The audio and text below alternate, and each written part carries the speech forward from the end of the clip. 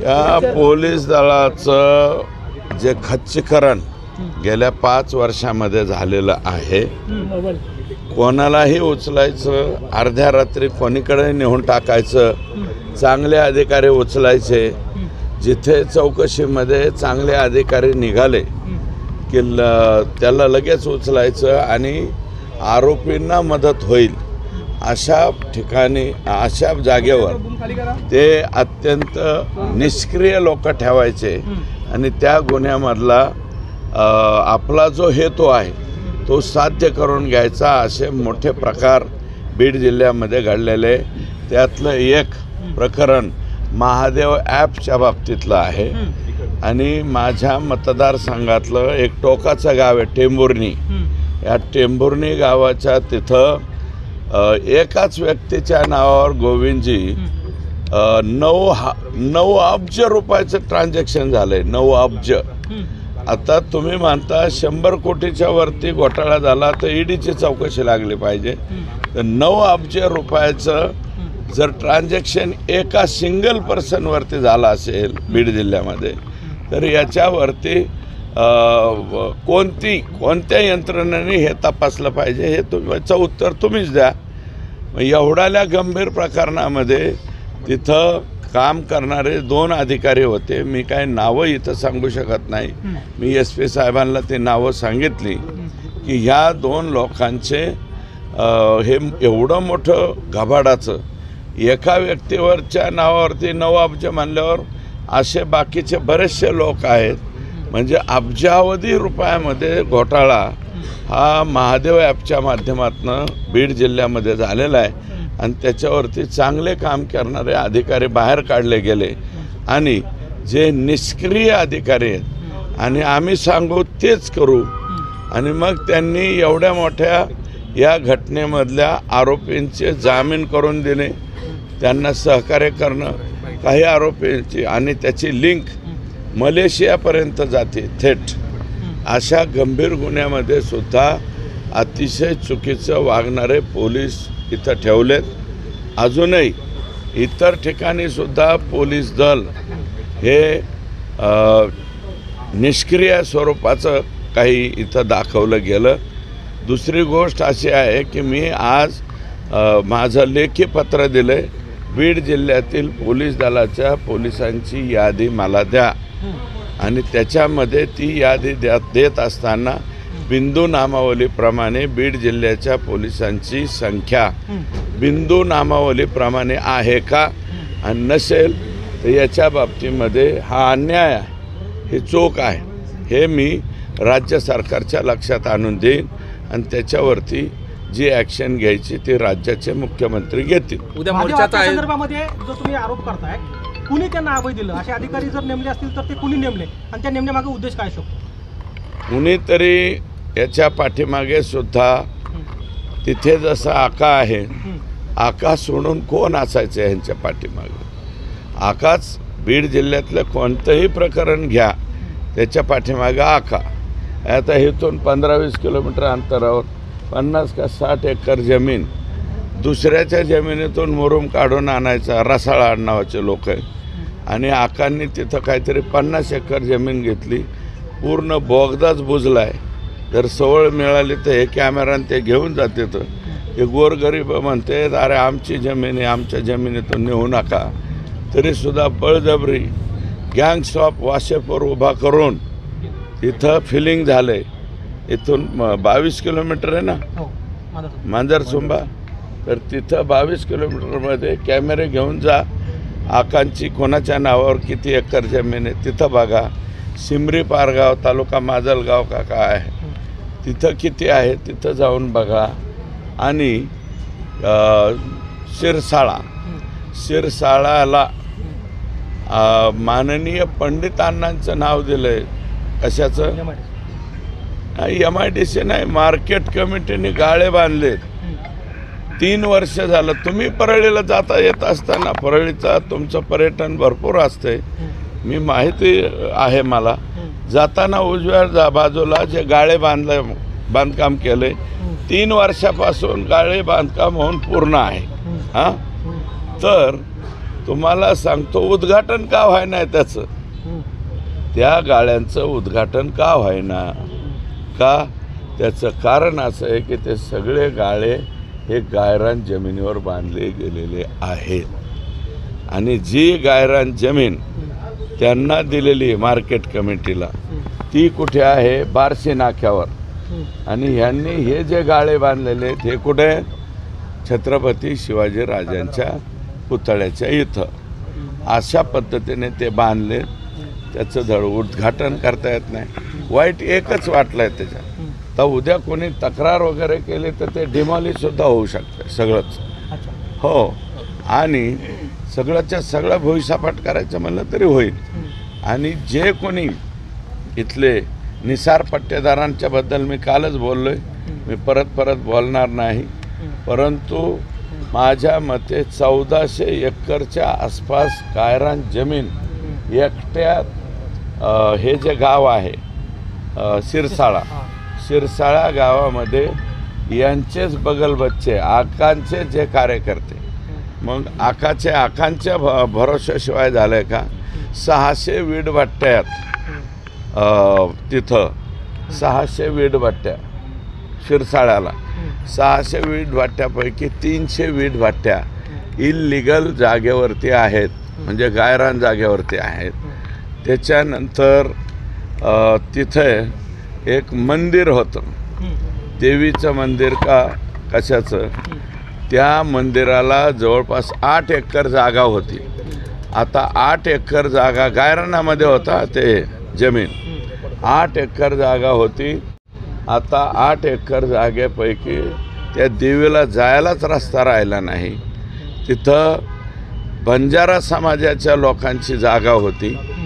मागे मला वाटतं पोलीस लावून हे जे बांधलं आहे ना शॉपिंग कॉम्प्लेक्स, हे तिथं बंजारा समाजाची जमीन होती. बंजारा समाजाला सुद्धा उठून लावलं गेलं. पारधी समाजाचे गोरगरिबांचे घरं बांधलेले होते, गायरानावर होते, ते काढून टाकले आणि यांनी तिथं शॉपिंग कॉम्प्लेक्स उभारले. बंजारा समाजाचं एक मारुतीचं मंदिर आहे, त्याला दर्शनाला जायला सुद्धा रस्ता ठेवलेला नाही. तुम्ही पॅटर्न म्हणतो, आता हा बंजारा नवीन कोणता पॅटर्न आमचे आका आणि हे वापरतायत हे जरा आम्हाला समजून सांगितलं तर बरं होईल. आम्ही त्यांच्यापेक्षा कदाचित लहान असतो राजकारणात. तर हा नवीन पॅटर्न जो वापरलेला आहे, बंजाराला हाकलायचा, तिथल्या पारधी समाजाला हाकलायचा आणि खोटं नाटं यांच्या येनोशा नाही दिल्या, खोटं नाटं काही नाही करून दिलं तर त्या निसार पट्टेदारचाच पोरगा अपक्ष सरपंच झाला होता तिथं. तर त्याचं वय कमी आहे याचं नाटक दाखवून त्याला त्याचे सरपंच पद बी घालवलं. आणि एक मला वाटतं लोढा का काय नावाची फॅमिली, माननीय रामदास नारायणराव राणे हे महसूल मंत्री असताना आनंद नावाचे चॅरिटेबल ट्रस्ट त्यांच्याकडून 2.5 हेक्टर जमीन त्यांना मिळाली. रोड टच याच्यासाठी त्यांनी ती जमीन आणली, परंतु तिथं काहीही करून दिलं जात नाही. काय का, तर आकांना त्याचा अध्यक्ष करा, अजून कोणाला तरी त्याचं सचिव करा, तरच तुम्हाला ये चॅरिटेबल ट्रस्ट चलाय देंगे, नाही तो हम गुलाट. ही असे जे वागण्याची पद्धत आहे, किती अजून लय सापडणार आहे. आता रोज एक ॲटम पुढे येतोय, कागदासहित येतोय. याचं कागदपत्राचा पुरावा माझ्याकडे आला आहे, म्हणून मी शिरसाळा ह्या एका गावावरती बोलतोय. एकाच गावामध्ये तुम्ही असं करताय. शिमरी पारगाव म्हणलं, आत्ता हे म्हणलं, आता हळूहळू कुठले बी लोक येतात म्हणतात आकांची इथं 100 एकर आहे, 150 एकर आहे. आकांनी तिथं प्रचंड खर्च केला आहे. 30 कोटी 40 कोटीचे तर बंधारेच बांधलेत आपल्याच जमिनीत. मग हे इतकं कुठून आहे या 5 वर्षात, एवढं कुठून आलं. आणि आम्ही आपलं त्यांचं बघत असतो. रश्मिका मंडाना, परत ते कोणती हिरोईन ते लय नाचते बो जास्त, हां लय कंबार हल्ली ती सपना चौधरी. मग असे इव्हेंट बघायचे यांचे, इव्हेंट मॅनेजमेंट पॉलिटिक्स. ज्यांना कोणाला भविष्यात करायचं असेल तर त्यांनी परळीला यावं, तिथं शिक्षण घ्यावं आणि ते शिक्षण घेऊन संपूर्ण देशामध्ये त्याचा प्रसार करावा. सपना चौधरी, रश्मिका मंडाना, अजून काय माझ्या नवीन प्राजक्ता माळी. हां प्राजक्ता माळीसुद्धा आमच्या इकडे येतात वाटतं बरं का. हे सगळं जर काही बघायचं असेल तर, चित्रपट नवीन कोणाला काढायचा असेल तर अशा मोठ्या ज्या विभूती आहेत, विभूती म्हणतो मी, अशा मोठ्या विभूती त्यांच्या तारखा, त्यांच्या डेट्स कशा कशा पद्धतीने मिळतात, काय होतात. प्राजक्ता ताईसुद्धा आमच्या इथं येतात. त्या पण आलत्या का इथं? हां तर याच्यासाठी जर अतिशय जवळचा पत्ता तुम्हाला सापडायचा असेल तर तो आमच्या परळी पॅटर्न जो आहे, परळीचा हाही एक पॅटर्न आहे. हे असं गायरान जमिनीवर पूर्ण ताब्या घ्यायचा, बगलबच्च्यांनी घ्यायचा, 300 पीठभाट्या. आणि मी विनंती करणार आहे, हे वाळू माफिया जरा टरकलेत असं ऐकायला आलंय हाऊसमध्ये बोलल्यापासून, परंतु आता राख माफिया कधी टरकणार? राख माफियासुद्धा फार मोठ्या प्रमाणात परळीत आहेत. एका गाडीला कोणाचा तरी टोल, आपण रस्त्याने जाताना टोल भरतो ना, जिजिया कर, हां प्रत्येक राखेच्या गाडीच्या मागं कुणाचा तरी पूर्वी जिजिया कर ऐकला, कोणते कर ऐकले आपण, सर्व कर ऐकले, आता टोलचा हा ऐकला. तर जी राखेची गाडी तिथून निघेल त्या प्रत्येक राखेच्या गाडीवरती XYZ कुणाचा तरी टोल होता आणि तो टोल देता सुद्धा बेजारी लोकांची झालेली आहे आत्ताही. तेव्हा कलेक्टर आता उद्या परवा जॉईन होत आहेत. कलेक्टरांना मी सांगणार आहे की ते तिथलं राखेचं जे काय गोडगंबाल आहे ते बंद करा.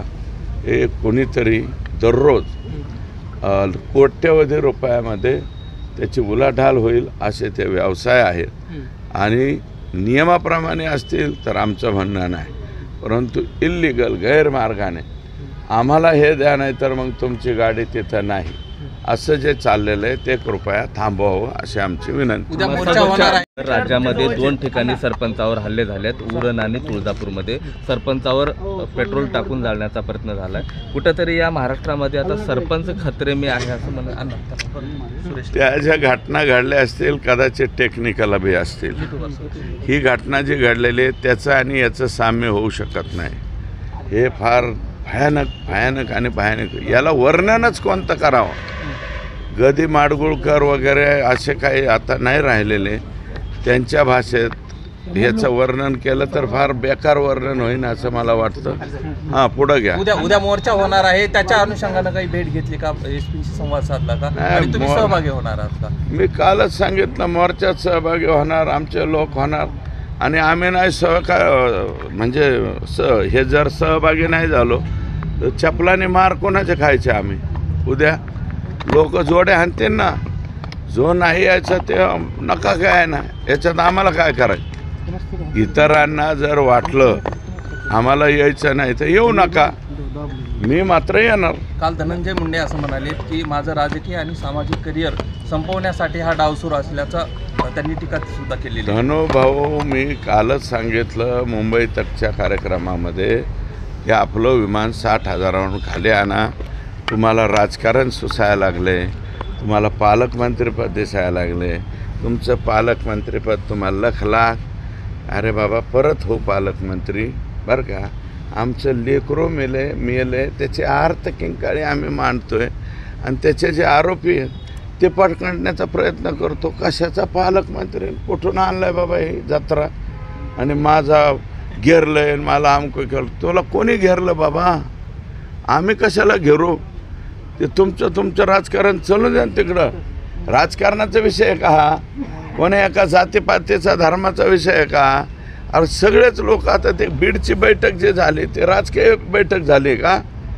ते सर्व समाज एकत्र येऊन, बरं का, याच्यामध्ये वंजारी समाजाचे लोक उद्याच्या मोर्चात सहभागी होणार नाहीत का? होणार आहेत. सगळे लोक सहभागी होणार आहेत. मग सहृदयी जेवढे माणसं आहेत ते बी होतील. तुमचे फक्त फेसबुक व्हॉट्सअपवरती गरळ ओकणारे लोक फक्त सामील होणार नाहीत. बाकी सगळा वंजारी समाजसुद्धा सहभागी होईल, मुस्लिम समाज होईल, सगळे लोक सामील होतील. आणि तुमचे जे पॉवरफुल मीडियावाले आहेत, मला माहिती आहे की मी सध्या ट्रोलर कोण आहे तर मीच ट्रोल आहे. अरे बाबा, ट्रोलच्या बाबतीमध्ये उदाहरण पाहिलेलं आहे ना तुम्ही. या राज्याच्या मुख्यमंत्री आत्ताचे जे आहेत यांना ट्रोल सर्वाधिक जास्त कोणाच्या सोशल मीडियाने केलं? यांच्याच केलं. आणि ट्रोल तर केलंच, त्यांना टरबुजा ही उपाधी मला वाटतं यांच्याच सोशल मीडियाने दिली. आता एवढ्या ट्रोल म्हणून त्यांना टरबुजा म्हणलं, खरबुजा म्हणलं, त्यांच्यावरती प्रचंड प्रमाणात मानसिक त्रास होईल. इतकं घाण घाण घाण घाण घाण घाण घाण तुम्ही लिहिलं. काय झालं त्याचं? काय झालं? 237 आमदार घेऊन तो माणूस राज्याचा मुख्यमंत्री झाला. ते एवढा मोठा माणूस आहे. मी तर फार, आमचे काय फाटक्याचे अवलाद, कशात काय फाटक्यात पाय, आमची अवलाद केवढीशी आहे आणि आम्हाला ट्रोल करते. मला कळतंय. अजून माझं म्हणणं आहे, जेवढ्या शिव्या द्यायच्या तेवढ्या शिव्या द्या बाबा. जे बसलेले 1200 स्क्वेअर फुटाचे यांचे दोन्ही नेत्यांचे ते हे आहेत बसलेले, नाही वॉर रूम, त्या वॉर रूममधून नाव त्यांच्यातले जेवढे बी तुम्ही बघा, जे बी घाण घाण लिहितात त्यांचे नावच गायब असतात. म्हणजे लॉकड असतं. इसका प्रोफाइल फाइल लॉक्ड किया जाता है. अरे लॉक्ड किया जाता वरून काय बोलता रे? ओरिजिनल अकाउंटवरून बोला ना, दम असेल तर. फेक अकाउंटवरून बोलतात. बरं बोला, डॉक्टर बाबासाहेब आंबेडकरांनी आम्हाला अभिव्यक्ती स्वातंत्र्य दिले, द्या. आणि मी तुम्हाला एक सांगतो गोविंदजी, माझ्या लाईफमध्ये मी असल्या याला भावच दिलेला नाही. मी गोपीनाथरावांच्या हाताखाली काम केलं आहे. त्यांनी मला सांगितलं होतं, सुरेश एका कानाने ऐकायचं आणि दुसऱ्या कानाने सोडून द्या. किती कमेंट वाईट आल्या, वाचायच्याच नाही. वाचल्यावर वाईट वाटतंय ना, कमेंटच वाचायचं नाही. काय फरक पडतो? 4-2 दिवस लिहिते कटाळते ना. आणि आजचा सोशल मीडियावरचा राग उद्याच्याला विसरून जात असतो. त्याच्यामुळं कोण काय वेडं वाकडं लिहितंय, कोण काय करतंय, आणि ह्याच्यातून वाचलंय कोण? देशाच्या पंतप्रधानाला ट्रोल केलं जातंय, देशाच्या म्हणजे अमित भाईंना ट्रोल केलं जातं. आमच्या मुख्यमंत्र्यांना तर ट्रोल करण्यामध्ये सर्वाधिक जास्त नंबर त्याच बिचाऱ्याचा लागला. म्हणजे तिथं पहिल्यांदा याचे शुभारंभ जे आहे, आपल्या जिल्ह्यातले जे नेते आहेत त्यांचे जे मोठमोठ्याल्या काही मला माहिती आहे परदेशातून सुद्धा ऑपरेट होतात, काही पोस्ट कशा होतात ते बी मला माहिती आहे. त्याच्यामुळं परदेशातून करा, देशातून करा. एवढ्या मताची लीड घेऊन तुम्ही विजयी झालात आणि तुम्हाला मंत्रिपद मिळालं नाही, मात्र मुंडे घराण्यामध्ये दोघांना मंत्रिपद मिळालं म्हणून तुम्ही सगळं करताय. अमोल पटकरी फार लहान आहे बरं का. माझी त्याला एकदा विनंती, अमोल तू कुणाच्या बी नादी लाग, या रगेलच्या नादी लागू नको, तुला लय महागात पडन. मी आत्ता एकदा त्याचं ऐकून घेतो, पण वडिलकीच्या नात्याने त्याला समज देतो. तुझं कुणीकडं बी दुकान चालव, माझ्यावर दुकान चालवू नको, तुझं अवघड होईल. चाल करणं हे एवढंच मिशन आमच्या डोळ्यापुढे दिसतं.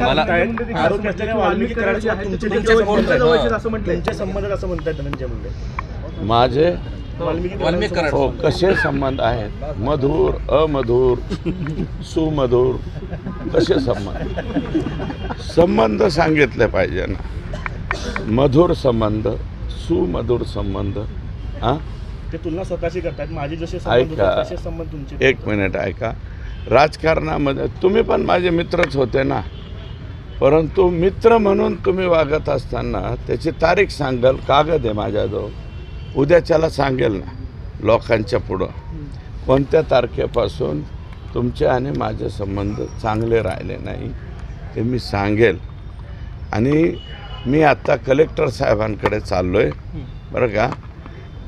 ही 5 वर्ष हे आणि 5 वर्ष 2014च्या नंतर जेवढ्या DPDC झालेल्या आहेत यातला 70% निधी एका मतदारसंघाला गेलेला आहे आणि 30% आम्ही सिंपल पेंडुलम, बीड, आष्टी, गेवराई, माजलगाव आणि केज 30 तुमच्या वाट्याला आणि 70 त्यांच्या वाट्याला.